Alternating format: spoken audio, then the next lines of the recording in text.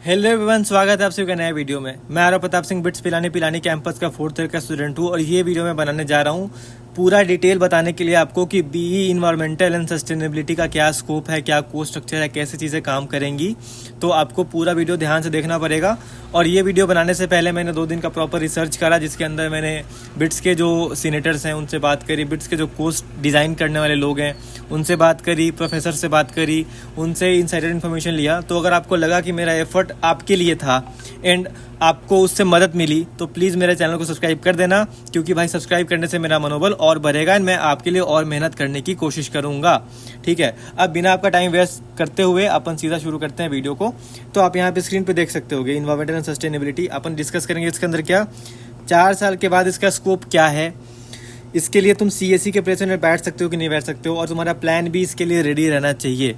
अब इसका नीड क्यों है अब मैं तुमको बता दूं। चलो एक नया पेज ऐड कर लेते हैं अपन, बिफोर थे आफ्टर कर लेते हैं। चलो सीएससी के प्लेसमेंट के लिए तुम क्या कर सकते हो, जो मैंने कोर्स सेक्शन में बताया था, तुम ओपेल करके डीएसए करके तुम सीएससी के कोडिंग में प्लेसमेंट में बैठ सकते हो। जैसा सिविल का प्लेसमेंट होगा, मेक का प्लेसमेंट होगा, केमिकल का प्लेसमेंट होगा, वैसे ही तुम्हारे को भी सेम मौके मिलेंगे अगर तुमको सीएससी के अंदर जाना है, कोडिंग के अंदर जाना है। ठीक है, कंसल्टिंग के अंदर भी तुमको सिमिलर मौके मिलेंगे, फाइनेंस के अंदर भी तुमको सिमिलर मौके मिलेंगे।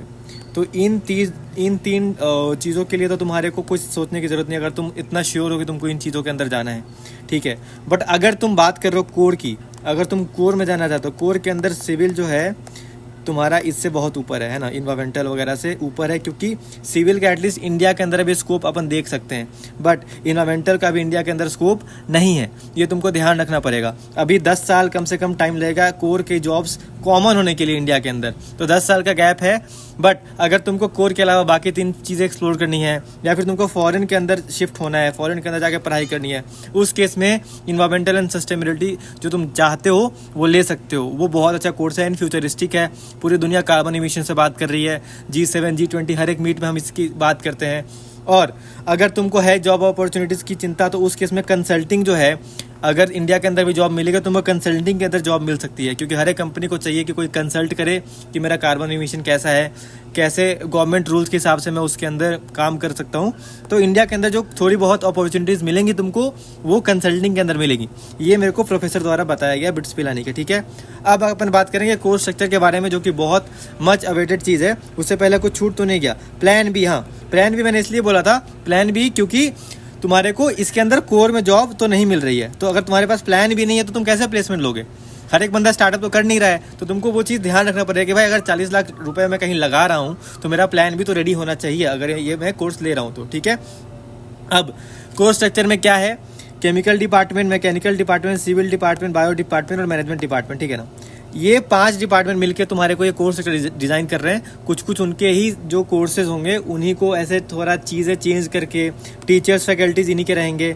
मेनली केमिकल डिपार्टमेंट से बहुत रिलेट कर रहा है ये, तो केमिकल डिपार्टमेंट मोस्टली इसको हेड कर रहा रहेगा बिट्स के अंदर। ठीक है, और इन्हीं के कोर्सेज को थोड़ा मॉडिफाई करके करा जाएगा। अब तुमको एक मस्त चीज़ बताता हूँ। जैसे एमएनसी जब आई थी तो एमएनसी के अंदर क्या किया था, मैथ्स के कुछ कोर्सेज उठा लिए थे और कुछ सीएससी के उठा लिए थे, और एग्जैक्टली सेम चीज़ कर दी थी उनने। एग्जैक्ट मैथ के 7-8 उठा लिए, सीबीएसई के 7-8 उठा लिए, और 14 कोर्सेज का सीडीसी रेडी कर दिया। बट इन्वायरमेंटल के अंदर ऐसा नहीं है, उनने न्यू कोर्सेज बनाए हैं, न्यू कोर्सेज।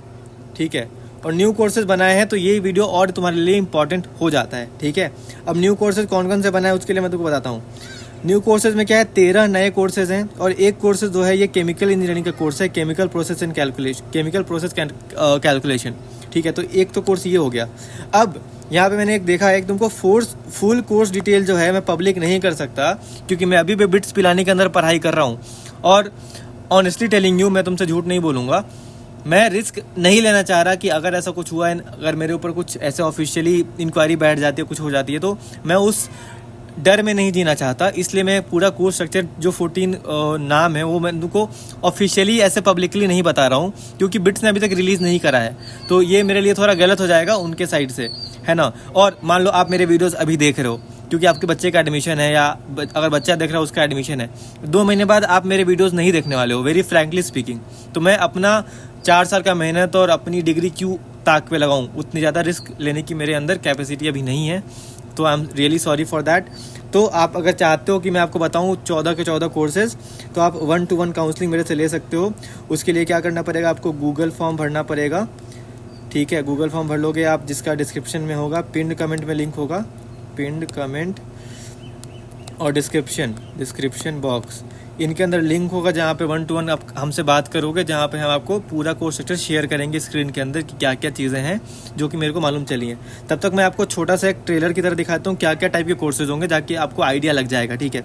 तो ये है मोस्टली कि आपका introduction to environmental sustainability system, hydraulic and fluid mechanics, waste water treatment system, material for sustainability, ऐसे टाइप के कोर्सेज होंगे। तो ये चलो 5 तो तुम्हारे ये हो गए, 9 कोर्सेज और होंगे जो कि मुझे पता है, बट मैं ऐसे पब्लिकली बता नहीं रहा हूँ। और 99% है कि यही कोर्सेज होंगे, कुछ ऑल्टरेशन नहीं हो सकता है मोस्टली, क्योंकि फाइनली हो चुका है लगभग, बट क्या पता लॉन्च हो तो 1% चांस है कि कुछ 1-2 माइनर चेंजेस करे ये कोर्स के अंदर।